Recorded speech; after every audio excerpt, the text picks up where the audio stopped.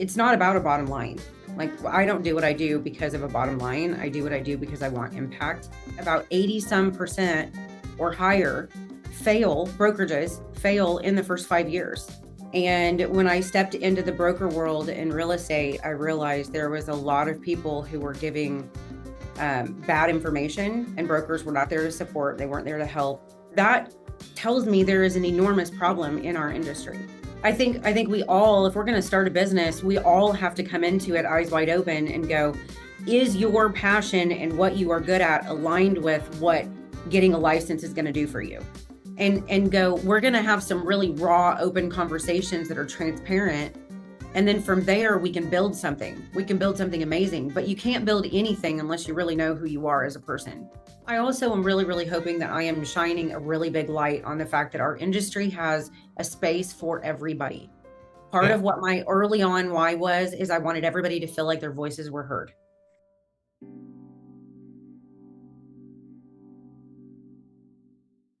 We have at least had our first one small conversation over the phone, but that is outside of like two emails. We've pretty much never engaged with each other. We had one Right. phone call a couple days ago, which I feel like we were on the same page pretty immediately. Yeah. You've got, aside from your business in realty and brokering, you've got more of a business passion project that you've started, which is supposed to educate some people. So first, if you can tell us a little bit about your background and what that passion project is, what your mission is with this. So I would say my background, I got to go back to right out of high school. I started in the fitness industry right out of high school and launched a personal training business right when I turned 21. And I did that for quite a few years before moving to Texas. And my move across the country required me to shift my focus away from fitness because I was coming into an area where I didn't have any clients at all. And that's where, real estate, I landed in real estate. Um, and it's very similar, those worlds. You would never know that it's very similar, but I feel like, once I moved into the role that I'm in as a broker, it's almost exactly the same. I'm helping people achieve their goals and their dreams. One is health and the other one is in business. Yeah. And so I've always kind of had a coach type mentality. And when I stepped into the broker world in real estate, I realized there was a lot of people who were giving bad information, and brokers were not there to support. They weren't there to help. All they really cared about is having a rear end in the seat so that they could make money every month. And so I kind of turned my coaching side over to what I'm working on right now. And that is, how can I help the industry become more professional, raise the standards for ethics, for business? And I'm focusing on helping brokers be better. And I feel like if brokers were doing a better job, their agents would be more successful. So it's still kind of that same coaching mentality as it was right out of high school. So, Brokers get a lot of bad rap a lot of times from people who don't know anything about the industry. But then also, there are some, which are the ones you're talking about, who kind of reinforce some of those misconceptions or concerns. So you're not only taking on the brunt of people who don't know, just kind of having a preconception of negativity, you're also taking on the people who are really doing that and their negativity, and you've just decided to step into the fire. And it is the Amber Brown method. Are you going directly to the brokers, or are you going to people starting new agencies? Who's the target that you're actually going to be adding your lessons to or providing your service, or what's it's kind of threefold. The people that are interested in going through my signature broker series, which is that passion project, that project is a 10 module 4-month program to help somebody go from, I think I want to be a broker and own a brokerage, to I've created my entire blueprint and now I'm ready to launch. That's the whole goal with this program. And the kind of people that my program appeals to is the agent who is an aspiring broker. They don't have their broker's license yet, but they want to get their broker's license and own a company. Team leads, so those that are production teams that are operating under a brokerage that feel like that they could move their team out from under a different brokerage, create their own company, or those brokers who are already in existence, but maybe they're kind of floundering and they're struggling and they don't really know why, and they kind of want to go through and do a deep dive into their own company, and they can maybe do a refresh or a rebrand or something like that. So those are really my three typical students that would be going through this program. So basically, people who are aware already that there is something lacking in the system, but they don't have what that is. And then specifically are there because they want to stand above what the norm is, which makes sense. I mean, any business, you either got to underbid like crazy and race to the bottom to get leads, or you have to provide some better service or Yeah. better trust, better something. So you're giving them a method to give them the better service, give them more value at a baseline. Yeah. Is that is that for the goal of charging more, or is that just for the goal of genuinely raising the standard, raising the bar for the whole industry? It's really, it's not about a bottom line. Like, I don't do what I do because of a bottom line. I do what I do because I want impact, and I want to be able to help, go to sleep every night and feel like I've done everything that I possibly could do to make my industry, but also my own personal world better. And there is nothing more frustrating than really loving what you do, but you go up against unethical behavior all the time on the other side. And I find that when my agents are struggling with other agents in a transaction, or, just in their local community, it's often because those agents were never taught or were never trained. Yeah, And it's so not malicious. It's really just a yeah, learned yeah, survival. they don't know what they don't know. Yeah. And so people will land in a brokerage because they were sold a concept, but often not given really the tools that they need to be successful. And every agent that is sponsored under a brokerage is their own business. So why are we not helping these agents be business owners? And that starts with the broker. And so my whole entire goal is to help change the perspective of what people think of when they think of real estate agents or brokers. They think that we are overpaid used car salesmen. And so I'm wanting to raise the bar for professionalism across the board. But I also want people that are trying to live out their dream to be successful. And there's about, the last I looked when I was starting to write all of this course content, about 80 some percent or higher brokerages fail in the first 5 years. That tells me there is an enormous problem in our industry. We're not helping people build strong from the ground up. Is there like a common problem? I mean, obviously you have a whole course. It's a 4 month course, is Mhm. that accurate? four So month course. obviously you've isolated a ton of problems, but if there's like the most common, lowest hanging fruit or most common, what mistake do you think people unknowingly make the most in this field? They go and go to the real estate commission website, and they sign up for a business entity license, and they go and hang their shingle, and then they want to start recruiting, but they haven't thought about technology, they haven't thought about operations, they haven't thought about their pay structure. It is so simple to just file for a license, but they're not doing this whole planning. People will get that half advice of go do this. It's simple to go get this license and get this certification, get your entity set up. But if you don't know what the rest of the system is, and a lot of times it's not realistic for you to already know. So you're trying to make it a little bit more realistic to understand the holistic system. But Yep. are you trying to teach them how to do every aspect themselves, or how are you kind of approaching that? Because there's a lot of info inside the course. Yeah. So it's interesting you bring up insurance, because I have a really good friend who built an insurance business, and I found out that insurance is very similar to real estate Yeah. in kind of how it's structured. And the biggest problem is that agents get their license from the beginning and don't even have the concept that they are an entrepreneur. Yeah. And so I think that mindset is an issue all the way through their career, because nobody is teaching them that. They teach people that they're a salesperson, but we really don't sell. That's not what real estate is about. Real estate is truly about being a fiduciary, meaning you're caring for the person you're working for. And I feel like as a broker, our job is not just the fiduciary to the client, but also to the agent. We owe it to that person that we're sponsoring to help them be successful.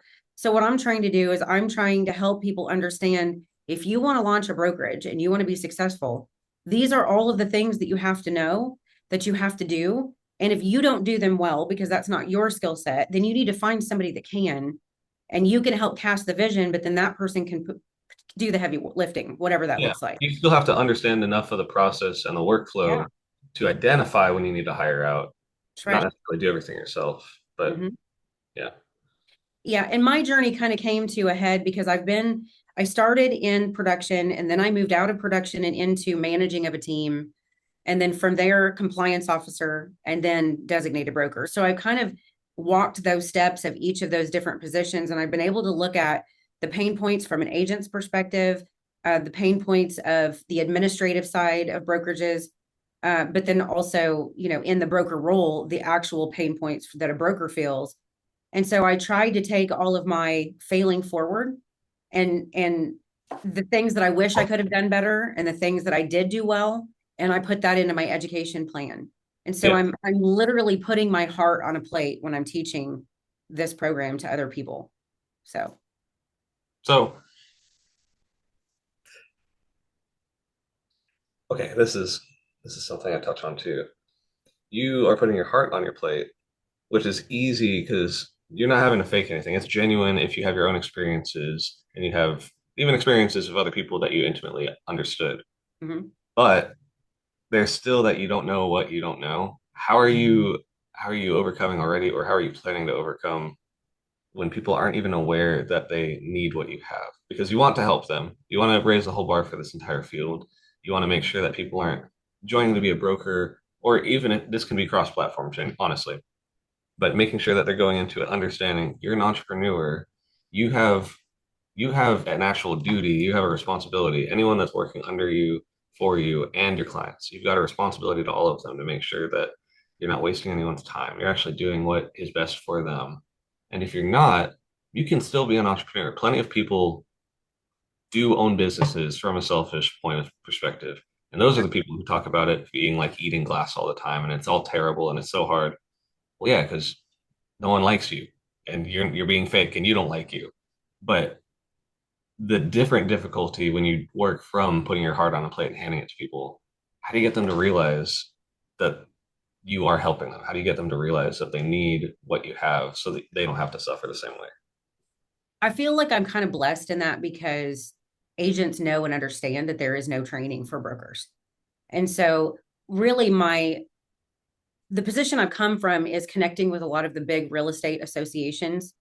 And if I can partner with them, then it's kind of a twofold. I'm doing my marketing and I'm putting out the Yeah. information, but then so is the association. And so they're able to have committees and leaders that are reporting back, and these are the pain points. And so I feel like that because agents know and understand that there is very little training and education available, that I'm feeling this pain point, and it is glaringly clear. So, I mean, I don't know if that answered your question, but it's easier for me to get the message out because it is such a problem and people know it. Yeah. So just by virtue of the problem, they become aware of it right away. It's not like it takes them a year to realize, well, I've got my license, but I just now figured out that I'm missing something. Yeah. You're saying, and I agree, it's not hard to get these licenses. I've got my insurance. I did the real estate classes. I've done a lot of different stuff, and none of the licensing or courses or tests for certification, those aren't hard. Mm-mm. They're not, and like anyone can get them. And like you said, you don't already have to know your passion or your why. And I feel like you always see these stats of X number of businesses or a majority of entrepreneurs fail. I feel like it's because you're not tying why you want to do this. If you're just trying Right. to put on a mask and be some vague thing that you don't even fully flush out understand, obviously that's not going to work.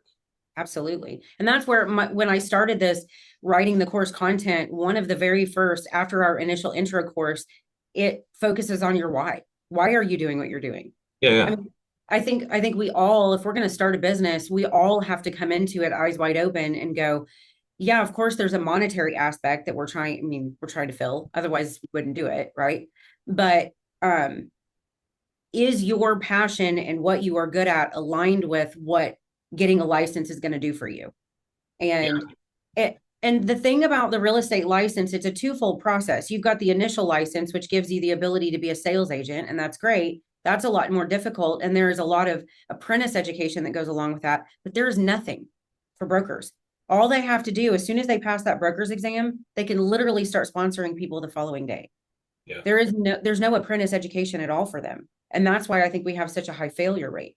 Well, yeah, it's implied that, oh, if you're going to go do this, you've already figured all of that out. Right. But vagueness and implications never work out. They don't fruit anything. No. So, I what what are you doing about the advertising portion of this? Like, how are you going to get this message out? I know they basically you don't have to argue for them to understand they need it, Right. but where are you meeting them? So there's a couple of different platforms. I didn't start writing this course until I had a long history of the education world. And so I had partnered with Texas Realtors and was able to teach under their providership. But when I launched my brokerage in 2020, a couple of years in, I realized it would be very advantageous for me, for my company to have a providership license. So now we can write our own course content and our own materials, and we run everything through our own company. But because I have such a longstanding history with Texas Realtors in educating, I have relationships with a lot of associations. I have a lot of connections on the leadership side within the state. But I also sit on committees. And the committees that I sit on are aligned with my why and what I'm trying to accomplish. And so I've been able to make a ton of connections through those committees and networking. And then I kind of pair that with my social media. And so I have channels that I have created that is specific for education. And I can't remember how many I have in one of my groups. I want to say it's getting close to 12 to 1300 people. I mean, obviously I want a much wider exposure, but that takes time. Yeah, yeah, So that's kind of where I've gotten my word out. But I've also held this very close to my chest because what a lot of people don't realize is in real estate, not just in the sales aspect and brokerage, but also in education, it's very, very competitive. yeah. And so, you don't want to show your hand and let other instructors know or other associations know that this is what you're working on until it is complete. And so I've really only just got the word out about mid last year. But Well, the I reason I asked you, you already came back on it. I was wondering if you were just trying to kind of wholesale get this out there, or if you're doing it from that aspect of why. Because if you're focusing on that, I assume it's one of the first pieces of your course is getting them yeah, to understand the why. yes. So if you can find them where they're at while they're thinking about that why, I mean that's yeah. And you touched on it because you said the agencies and groups that you're already working with align with yours. So Mhm. you at least know they're on your team, but is there a way, is there a common trope where there's a passion that some of these people have and that's why they ended up being brokers? Is there like a really common one you see overlapping where there's a niche you could target first? And the reason I The say this is just your initial, as you come out the gates, the followers, everything. If there's one group you can target right away that'll test this, and I've looked at it. I mean, you have a super solid product and idea here. So if you get one group to like be dedicated and come see this thing, that's going to be like the initial stoking to the fire. mhm. Yeah, so that's why I partnered with Houston Association of Realtors. They're the largest association in Texas. They have over 30,000 plus members. And so I partnered with them and I don't want to say I have an in, but I have a relationship with the girl that oversees the education department for Houston. And so Yeah, the very first thing we did was mid last year, she invited me to come over and they created a subcommittee of a leadership committee they have specifically dedicated to look at this course content, give me feedback, talk to members. And so it was kind of this dual purpose of not just my ideas, but also other people in leadership's ideas of what was needed. And then when we launched, I launched exclusively with Houston. And so their committees and their leaders are putting out the word and they're helping me market as well directly to those people in their membership base that it would appeal to. And so that's my initial group. And we're kind of running this first course that's going to start on February 19th as like a beta program. So anybody that comes to this program with our initial launch is going to end up getting it at a discounted rate and then hopefully give me feedback so I can kind of hone it. It'll be a fluid thing. We're going to have yeah. to make changes over time, but because the industry changes regularly, but that's kind of our initial. Outside of that, I would say those agents who have done something so great that they have a production team, those would be my target people above any else, because those are generally the ones that already have people following them. And then since they have a leadership authority already, they Mhm. can stand in, and anyone else they're working with, they'll already likely understand. the people under them. They'll understand their why if they're, worth their sauce. Right. Then they And disseminate from there. they already have agents that are following them as is. So if Yeah, they're going to go out and they're going to go out on their own and launch a brokerage, their whole team is going to go with them. So they're going to be able to start immediately with income coming in right off the bat. So they are my ideal people makes sense. when I'm really looking at who I want to come to these classes. So there's an aspect of improving their leadership that they're getting by having your course as one of their tools. Yeah, and they also don't realize that their role will change. Yeah, yeah. When they are a team lead and they are out there in production, they're pulling right along with their people side by side. But the minute that they open a brokerage, their role moves from lead production to now broker. And Yeah. that shift is very different. It's no longer looking at production numbers all the time. Now it's looking at, compliance and accounting and tech systems and operations. And so, um, you know, their role changes so much that I'm hoping that my program not only will help them be successful, or the flip side is help them go, maybe this isn't for me. Maybe Yeah. it's better for me to stay in production. So either way, they're going to be successful regardless. Yeah, a lot of people miss that part. They either think entrepreneurship is really sexy and attractive, or they think it's really terrifying. And there's something in the middle where it's missed. If you're making a certain threshold dollars per hour, honestly, it might not be worth all the headache of becoming a broker or having your own business, making your own agency. That Mhm. shit is hard. And if Mhm. you've already got yourself nestled in and you got a really solid skill set as a technician or as, a skilled user of knowledge, sometimes that is not the fit. So you're not even you're not even trying to force this onto people to help them change. You're more so arming them with the knowledge so they can or not.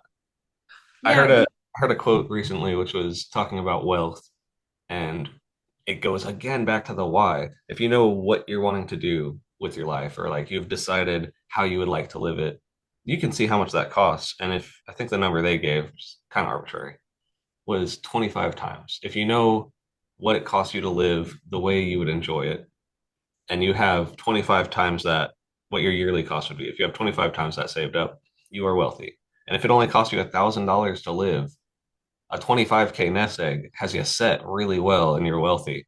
right. That's hard for me to fathom because I spend more than that in like, a couple of weeks running the businesses. So do you really want to spend what could set you up for 25 years just to Right. have all the headache? Yeah, and they often forget because they look at the numbers more than anything, and they go, "Oh, well, we're paying this brokerage, this percentage of every single closing we have, and that's painful." And so they go, "We can go out on our own, and we can retain 100% of that, and that's awesome." But what they're not looking at is you are going to have to take away from the amount of time you're spending producing to now manage this entire company. Yep. And so that in itself, it may actually be more advantageous and you may actually bring more money home if you just stay where you are and pay Especially that if fee you're to the good at it. broker. Yeah, Yeah. yeah, absolutely. If you're all right at it, Maybe explore there's your another options. step. Yeah, Yeah. yeah. But if you're really good at something and you found someone else who is good and has a reasonable rate, you just lock in with that. I mean, because again, if you zoom out and kind of remove the ego from the situation, you have, here's Amber's business, and then here's other agents' business. But to no one else who knows about your own personal identity or egos, that really doesn't matter because here's a buyer who wants a house. They don't Hmm. care about any of this. There's a million other of you, and they're just going to select the pieces they need. You're already a business if you hire out or subcontract out or give a percentage away to someone. So Right. it's really, if if there's a massive savings and you can manage the extra responsibility and workload to take that on and become broker, become the owner, or expand your services, sure. But Hmm. that is ego based unless you're making sure that there's either a profit or it arms you to be able to do whatever piece of your mission is. Right. Like if you don't need to be building the house, the realtor does not need to know how to do construction.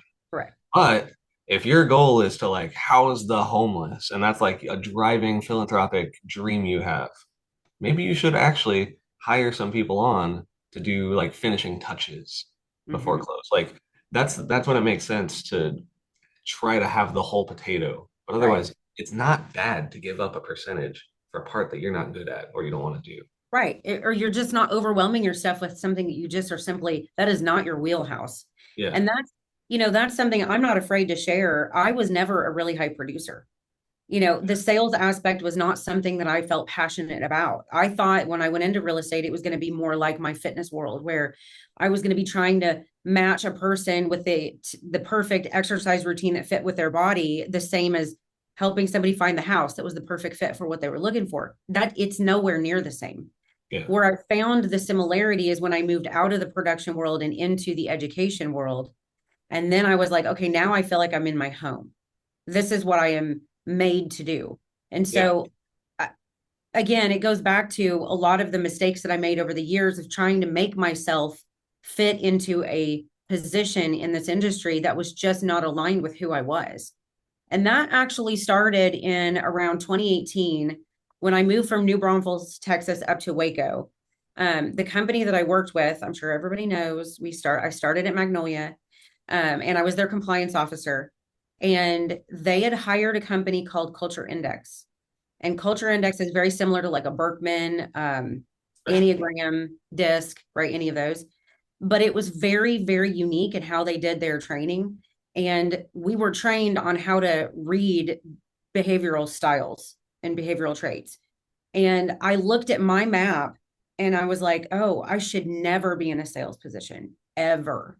Yeah. And that was very impactful for me. And it's also helped me to turn around and go, I'm going to reject offers or reject opportunities that come my way that don't either fit with my why or don't align with who I am as a person. Yeah. And so that actually is going to be an enormous part of what I'm actually teaching these people. If you want to be a broker and own a brokerage, great, but you may not be the best person to be the designated broker.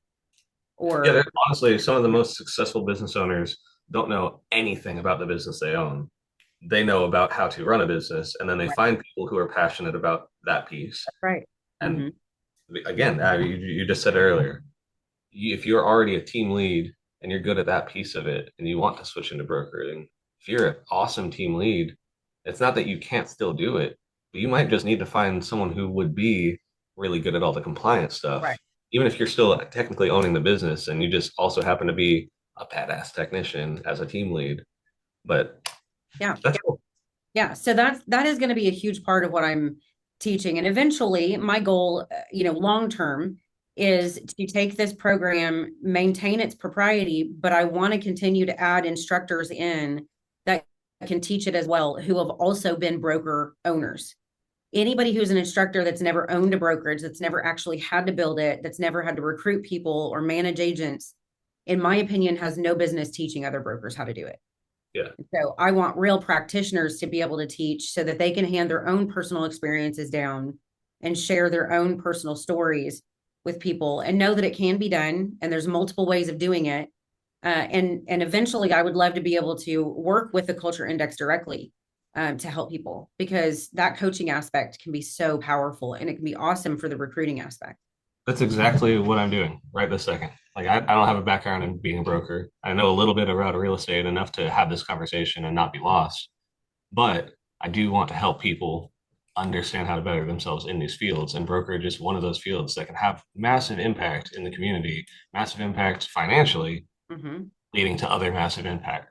Right. But I am not the person. I don't have any of that experience. So I'm not about to come out here and try to shove the techno babble of being a broker with the generic lessons. It's not that you and I teach things that are vastly different. A lot of it comes down to similar human psychology, and then you add actual technical data and Right. routines and stuff on top of that.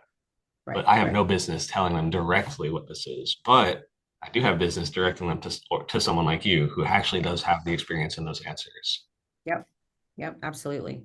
So as this grows, and it's okay if this hasn't, if it's just not crossed the threshold yet, but more coaches, more people to provide this, more of the brokers who have done this and done it in a way that you think is the right way, or who have done it long enough to know all the steps and then Mm-hmm. see your methodology and accept this is definitely the right way.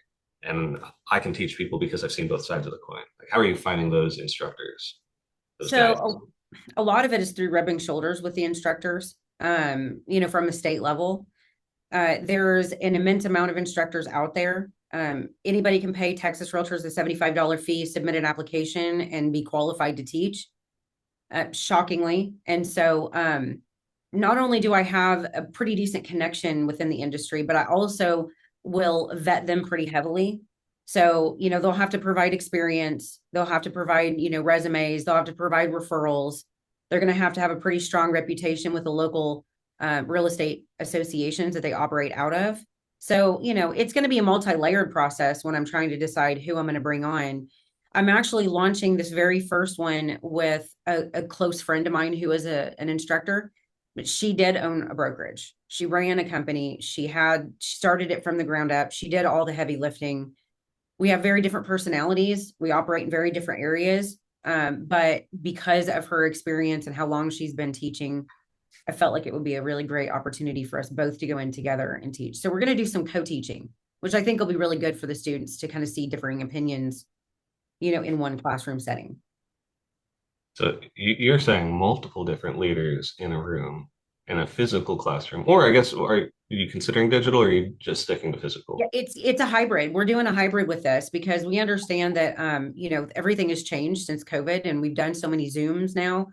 But we also understand that there's going to be people that are going to want to take this that maybe can't financially travel to Houston with Texas being so huge. So we're kind of staggering some of the classes where there'll be some in person, there will be some via Zoom. I have an ulterior motive here though, with the way that we're structuring it. I want these brokers to end up going through the program and becoming a kind of close-knit group so that when they are launching their brokerages or they're encountering experiences that they're frustrated with, that they'll have almost like this little Support system. support. Yeah, exactly. Like a support system, a group that they can go to and bounce ideas off of. Have you had this and how have you dealt with this? And we don't have that in the broker world because it is so siloed and it's so competitive. Yeah. Very rarely do we have the ability to connect with a broker and go, I need to vent today. Can you hear me You're out? making a whole new category. So instead of the competition being absolutely every broker ever is your competition, you've just separated entire groups. Here's the brokers who have responsibility and fiduciary knowledge and are, like really are trained well. And then there's those other brokers. So Mm-hmm. then they have this clique to work with and they're not competing with each other. You're competing with the other 90%, 99% of people who are comparatively at this point Right. mediocre. So Right. yeah, you get rid of the like I got to keep all my secrets to myself, which you kind of said earlier. You got to keep things close to your chest, Mm-hmm. but you're solving that problem. You have a community where they don't have to. That's right. And I'm hoping that through natural attrition over time, when you've got your 90% of brokers out here that are highly competitive and, a little bit shady and a little bit underhanded and focused on money and focused on growth, if you've got these others over here that are going, there is a huge need because we've experienced these brokers and we want to go out and do our own thing, but we want to do it better. And we want to have a better recruiting experience and a better retention rate, then maybe we can kind of shift over time, and have a better divide between the crappy brokers and the amazing brokers that have done it really, really well. So yeah. So you also so I often get hired for the reason it might not be why they say they're getting to me, but the true reason I end up getting hired is when people lose like their passion in their business because then that snowballs out of control into pieces not being taken care of, work systems not being understood, general resentment. Mm-hmm. They can't go do the thing they wanted. The grind has taken over, so they don't have the passion in there. You also said earlier on you realized working with the clients directly was not doing it for you. There was no spark in that. You Mm-hmm. actually have more passion in solving the problem of the community as a whole and the whole system and Mm-hmm. compliance. So, what about when this happens inevitably with your students? Like, is there already something you're seeing happening with the students you teach where there is grind they feel that's taking over, or like they didn't realize they could integrate their own personal ulterior motives? Again, you said that earlier too. Like resounding over and over pattern is a successful business owner is someone who can merge things together, synthesize ulterior motives that are positive with a structure that's already in place, and like craft some tool that is multiplicative in nature. How are you doing that for your students? How are you helping them find how to put their passions back into it? It starts with a true understanding of who they are. And I think we have a lot of problems with people not being fully transparent with themselves, Yeah. understanding really where their strengths are. And so that's why the first two modules that we go through is not just the why, but it's also like who you are as a person. Like, who are you aligned with? Who are the agents that you feel like would fit your typical agent avatar? Like, it's diving into that, the core values, the things that make up who you are. And so I'm hoping that we can kind of filter out that nonsense and noise that we get all the time from social media and that's out there all the time, and go, we're going to have some really raw, open conversations that are transparent. And then from there, we can build something. We can build something amazing, but you can't build anything unless you really know who you are as a person. How are you? So there's obviously going to be emotional intelligence required, but there's also pride involved. That's going to be difficult for a lot of people, but it's less difficult if they see the results that they could see in themselves, like they see it mirrored. Right. So in the community, in the network here, I guess an aspect, and I'm not telling you what to do. I'm just having an idea about here. But if someone is integrating their passion, like say, especially if it's wildly irrelevant, if it's completely non sequitur to brokerage and real estate, if there's something they're able to do as a win that they are passionate about, if they, I'm trying to think of something, ballet, nothing to do with it, but somehow they're incorporate, like they're getting lessons out to kids, or they help some other school or whatever. If you see people genuinely being honest with themselves, what they're good at, and then having success in their brokerage, showcasing that's going to actually help break down that divide. Because one of the hardest things I have, especially like early on with clients, getting them to drop the mask of I'm a successful business owner and I know what I'm doing and I'm good at this business and I am my business. Because you are supposed to be your billboard. You're supposed to represent your business. But we get lost in like this fake idea that there's already an assigned definition or an assigned label. And that's just a scam. I mean, you got to be yourself. You got to be honest. You got to be emotionally vulnerable. It doesn't make you soft. It makes you harder. If you're actually like, if you're a dude and you're worried about being genuine with what you're good at, shut up. That is soft. That is not like some valor. You got to own it when you are not good at something, and you got For to sure. own what you are passionate about. That's right. And you can't go in and open up a company where you are sponsoring people and you are teaching them to do something and giving them some level of autonomy to build something great for themselves if you can't be fully transparent with these people. Yeah, you're expecting them to go on their own and figure all of this out, but you Right. haven't even been genuine yet, and you want their Absolutely. genuine trust. And Oh, that is something I get all the time from agents. They'll go, well, this brokerage promised me leads. They promised me this. They promised me that. They promised I'd make a lot of money, and it's not happening. And I'm going, these brokers are literally setting themselves up for failure from the very first conversation. And so I even want to that teach too. people. I've never understood why that is like the baseline. Again, it must just be the mask that's perceived, but why that's the first promise or guarantee. Like even in like health insurance, life, any of that, any structured agency where you have a lead and then subordinates and blah blah blah, anything remotely pyramid shaped, Right, that always seems to be the oh well, you're going to make all this money. No one, money is a tool to get what you want. It's not the thing you want. right. I don't understand why they don't focus on, yes, you can go get the thing you want, and here's how. And your structure, what you're teaching here, genuinely would actually get them there as long as they don't give up or give into it. You will get what you want. But just promising money up front and you haven't been genuine with yourself is just like, to me, seems like a scam every single time. Well, I mean, I think it starts from the real estate commission side because when you get licensed, our license is called salesperson. It literally, that facade starts from the beginning portion of getting into this business, and it's carried through the industry across the board. And I feel like that we have to change that if we want our industry to remain, because it could easily be taken over by technology. I mean, there's a lot of aspects to the real estate world that could be completely destroyed by poor behavior over time. Yeah. And so, in order to keep our industry very relevant and very strong and growing, we have to change the perception of what we do. And it starts from the beginning. This might be a little out of left field, but I also wouldn't be surprised if you already looked into that. Have you delved anything into the blockchain side of this? Because in one of the businesses I run, we actually started building a smart contract system for title and for close, and also for any of the contracts between the brokers, the realtors, the sellers, to where everything is above board. Like you're locking in, here's the expectations, here's the triggers for what to happen. And you have a completely unbiased robot over here who does not make spelling mistakes and does not have Scrivener's ever errors. Mhm.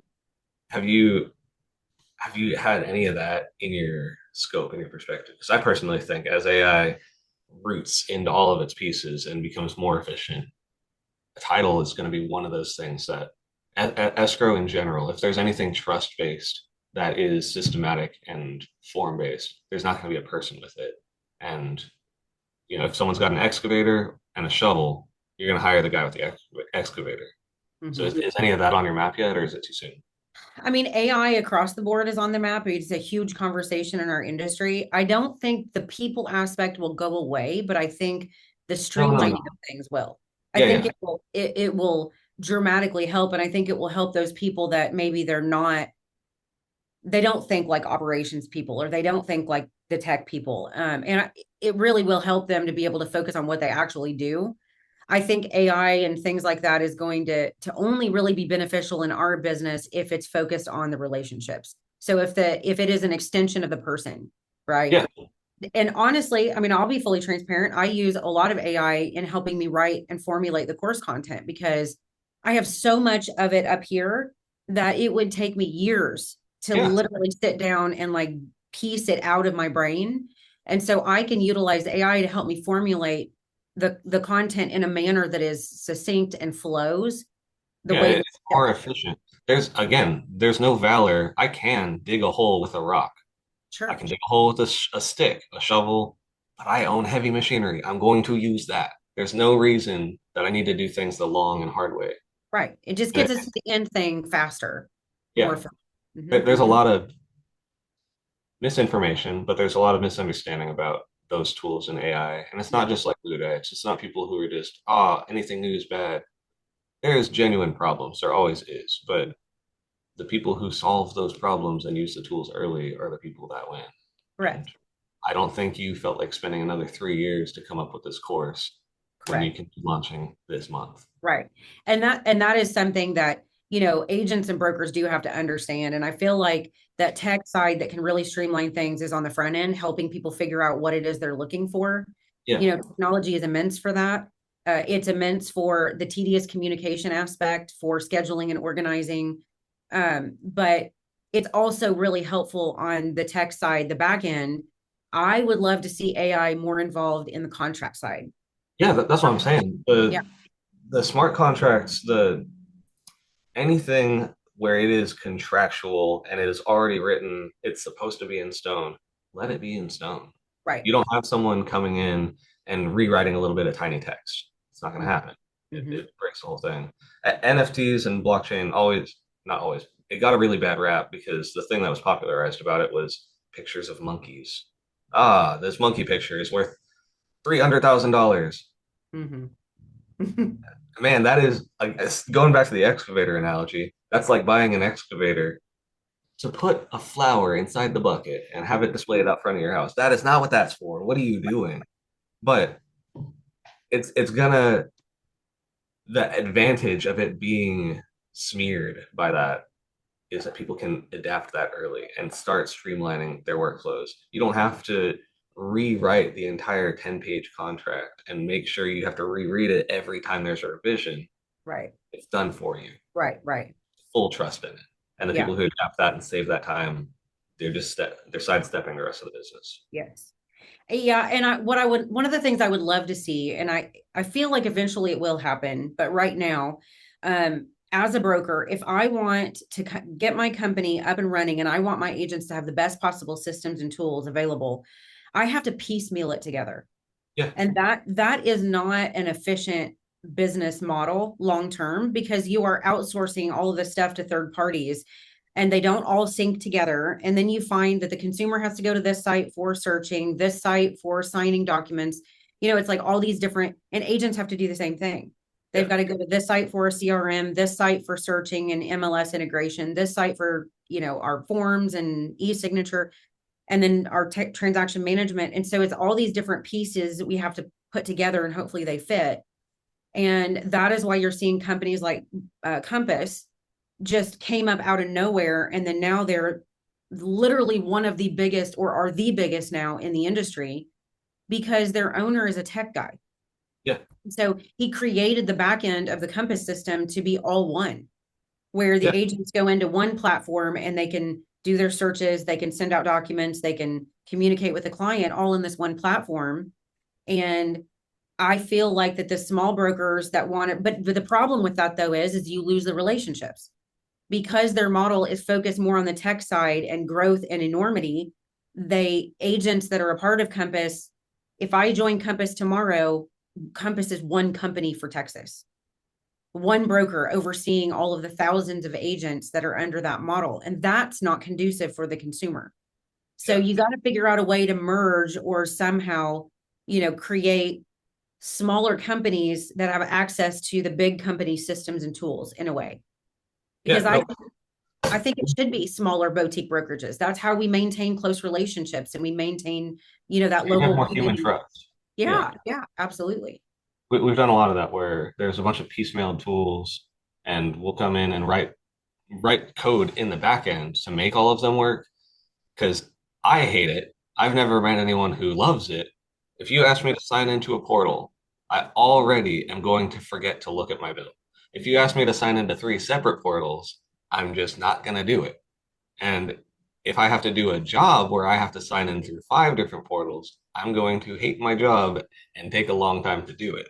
That's right. So, I mean, yeah, as Compass is, they are a tech company. So obviously they saw the tech problem, they solved Right. that, and then they warped it to be, that's kind of what I was saying earlier. They're a tech company Mm-hmm. who warped brokerage into what they do. That's And right. bam, it's not That's right. necessarily a niche. That's just a selling hot dogs at a baseball But stadium. but they saw a pain point Yeah. and they filled that void. And now they have a product that's awesome that they can offer these agents. And that's why agents are quick to jump on, the Compass bandwagon, which is fine if that's what they're looking for. But for me, I am a broker that wants relationships. And the reason why the broker aspect works so well for me is because I am a coach by nature. Yeah. So I want relationships with my agents and I want to be able to support them. And I want to know who their husbands and wives are. I want to know where their kids are. I want to know what their goals are and their plans are for the future. And I would lose all of that if I turned my company into a Compass type model. And that's not something. So there's got to be a combination of the both in some respect. Yeah. I mean, honestly, the way you have the course laid out and then all the values you already have clearly laid out, those are an example of your why, honestly, right there. For anyone struggling to figure out their why, this was an example of how you tear that out of yourself. Those are core values that you have, and you don't want to lose that aspect of your business. Mhm. So here's why you're doing this. And then you just apply that. And the fact that you have all this laid out already, programming is getting much cheaper and easier. I bet you're going to be able to get someone to create the back end and have your tool basically have the people focus first. I know there's one that we did where it's kind of lead based and it's proprietary, but what I can say is a lead based system, but the whole point of how they reached out to do their deals, the first page of their dashboard, the first thing you see was what this person was interested in. And while that does make it easier to sell because you can have rapport, even if you're trying to be the salesman, but you learn about someone's story and it's a human to human interaction, you're going to accidentally end up genuinely having connection with this person, whether it was your intention or not. And it was really successful for them. They started closing all their deals, of course, but you could probably do something similar where like that first landing, that dashboard is about the human interaction side. Maybe it has a synopsis of conversations from before, the interests that they have. That way you don't lose their why. You got your why, which is to not lose their why. Mhm. So I don't know when the tech is part of your mission or when it's part of your goal, but I wouldn't be too scared of it, honestly. It's getting so Eventually, cheap. I love the tech side. I've always enjoyed, when I was in the compliance role, I usually dueled as the compliance and operations person. Yeah. So I've built out the systems for brokerages now. I think I've done it at least 4, maybe 5 times over the years. And I know the pain points, I know the problems, but it's also very fragmented on the association side that I don't have a lot of control over. Yeah. And so just to give you an example, our website we worked with, and this was, again, this is my kind of my why, is working with people who focus on their why too. A lot of websites that are focused for real estate are a website CRM combo. Yeah. And what you'll find is the website's very clunky and ugly and not attractive, but the back end CRM is phenomenal tech wise, or vice versa. You'll have an amazingly beautiful, aesthetically pleasing website, but then the tech on the back end is clunky and not user friendly. So, what I ended up doing was going with a company that only did the website portion. And I found a company that did the CRM that seamlessly synced together. And so, I think that's what brokers have to do is they've got to find the companies that work together to sync together. But eventually, over time, I would love to be able to figure out a way to seamlessly piece it together all in one. Definitely. It's when we built our website, I had to work with 9 different real estate associations just simply to integrate the MLSs in those markets because I have agents all over the state. And so what's sad about that is the cost to the broker and brokerage skyrockets because now I have to be a part of and pay fees for every single one of those MLSs and every single one of those associations on top of technology that has to function in all of those different areas. Does that make sense? It's just Yeah. crazy, crazy and super high cost. Yeah. And again, you're wearing a shitload of hats. Mm-hmm. Yeah. Interesting. Well, I'm going to not go on a tangent about that. But I'm sure we could all day long for technology.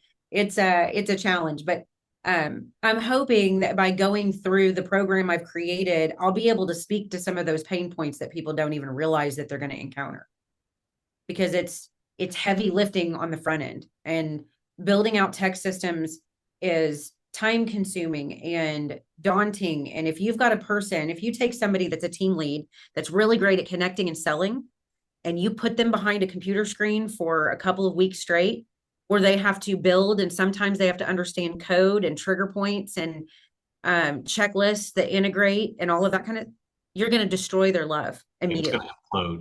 Mm-hmm. They'll quit working on it and it'll shut down. When are you solving this problem? When do you have a launch mode? Do you have a time?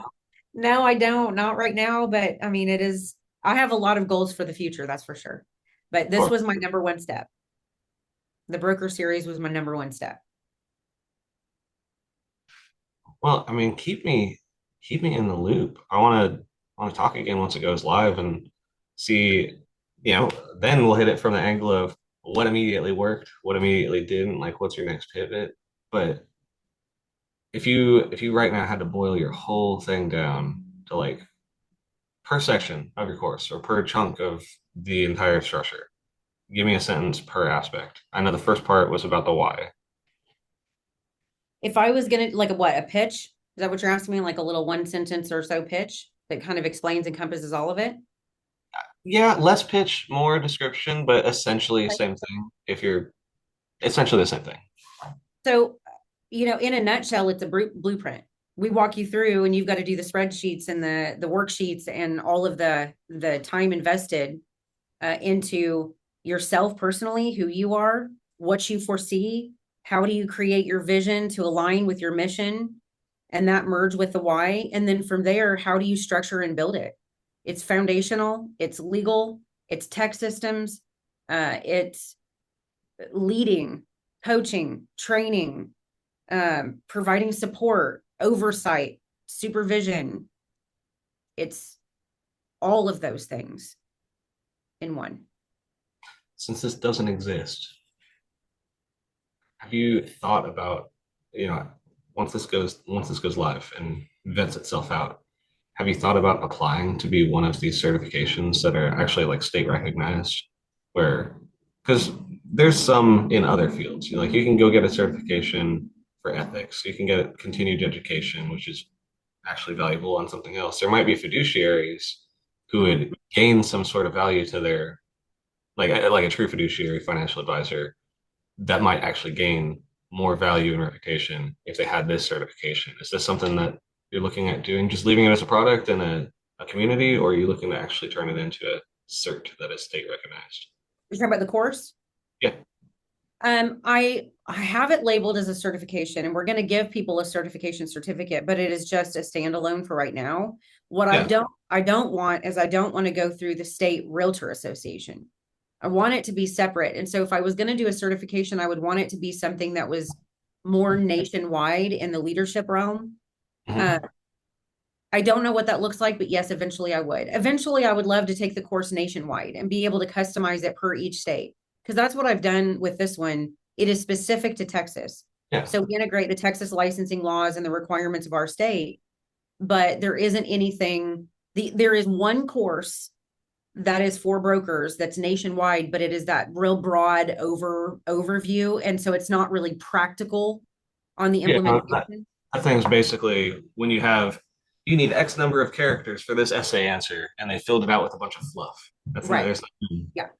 Yeah, it's just a dream world, that course. And I went through that course, and it did not teach me a single thing that I needed to know practically to get a brokerage up and running. So I'd love to be able to take this, and if it really really runs well, I'd love to be able to morph it into other states. So we can take the general structure and we yeah. can tailor it to each state and their licensing laws and their needs, their market, all of that, because every state has different how they operate slightly different. There should be some sort of opt-in option that is still recognized. I'm not saying force people, you've got to take Amber's course to prove that you understand. Don't tell me what to do. Right. But also, hey, this person proved that they took the Texas flavor of this course. Put that on my stuff. That's Yeah. better than a little image of the A plus Better Business Bureau. Like that's better than one of those seals, 30-day money back guarantee. If you've got that, ah, again, you're Yep. separating. Here's Well, here's the that is mediocre. that's what I want. I want my course and my program to be viewed as if a broker has gone through it, that broker knows what they're doing. They Yeah, know what is involved. They know that they've built their company with a strong foundation. And so they're going to be a better broker across the board. yeah. That is what I would. Since they know how to handle themselves, they're not going to try to screw you to cover financially for their shortfalls. That's right. And a lot of boutique brokerages out there, we are on an island on our own. Yeah, Unless you're a part of a franchise, you don't have a network of connections across the country. That franchises do that very, very well. You have owner operators that meet regular. And so, I have connections. When I first launched, I was a franchise for a year. And I have connections still that I stay in contact with from that year in Florida, in Alabama, in Louisiana. And so that I miss that as a boutique brokerage owner. And so I'm hoping that this course will provide, again, fill a void, which is connecting boutique brokerages together. So they have a network. And eventually, if it can go into other states, that certification program will provide a network nationwide for those broker owners that need that need that network. They need that support system, the advisory group, whatever you want to call it. okay, I'm gonna totally throw a wrench in the whole flow of things here. For Amber specifically, you as a person, like completely removing the business side of this, your why. Give me okay. First, I'm going to ask, what is an interest or a hobby or a passion, something you do that you think does kind of define you a little bit that has nothing to do with anything we've talked about so far? An interest or a hobby? Yeah, God, I feel like I a don't lot, a have lot one. of business owners a lot of business owners you don't have that. Even if you used to as a kid, your Yeah. hobby becomes what you're working on. Is there anything that you can think of, past, present, or even future, that you think is a hobby or an interest of yours? I would say, and this is going to be super broad, and I don't mean for it to, but I do feel like it really defines me. I am a problem solver. And so, Mhm. like in my off time, instead of having I mean, you could call it a hobby, but I love problems, like critical thinking. And so I'll do puzzles and I'll do strategy games and things like I've always been that person. And so I feel like that makes me better at what I do, is being able to pinpoint problem areas and create a solution around that problem area. And so I feel like that like seriously defines who I am. And it comes out in my coaching because I can talk to people and I can listen to them talk and I can identify what the problem is in the conversation and then I can help them formulate their solution. What I don't want to do is I don't want to be the one implementing the solution, if that makes sense. Yeah, yeah. Yeah. So I've always been a very, very high achiever. I want to accomplish something. And then once I've accomplished it, I want it to start running smoothly. And then I want to be able to pivot and work on something else. Like that is who I am.